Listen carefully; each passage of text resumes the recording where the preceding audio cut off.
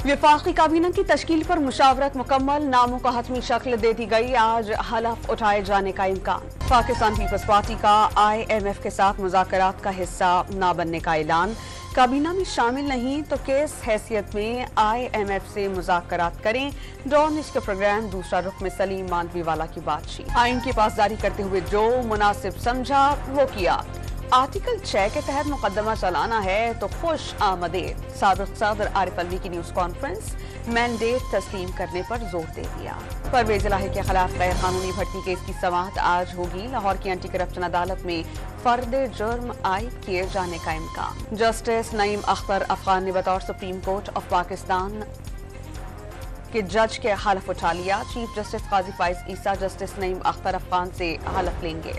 कराची के इलाके जुबली में मुबैना पुलिस मुकाबला। रहमान डकैत का बेटा और लियारी गैंग वॉर का सरगना सारबान हलाक, साथ ही जख्मी हालत में गिरफ्तार। सुरजानी टाउन में शहरी की फायरिंग से डाकू मारा गया। नारोवाल में फर्स्ट ईयर के तालिबे इल्म पर मुल्जिमान का तशद्दुद। वीडियो सोशल मीडिया पर वायरल होने के बाद पुलिस ने मुकदमा दर्ज कर लिया।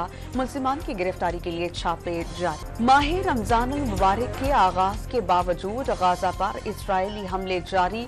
रात भर वहशियाना बमबारी के बाइस मजीद 10 फलस्तीनी शहीद। रमजान मुबारक का चांद देखने के लिए रोयते हिलाल कमेटी का इजलास आज पेशावर में होगा। जोनल कमेटियों के इजलास भी होंगे और PSL में आज 2 मुकाबले होंगे।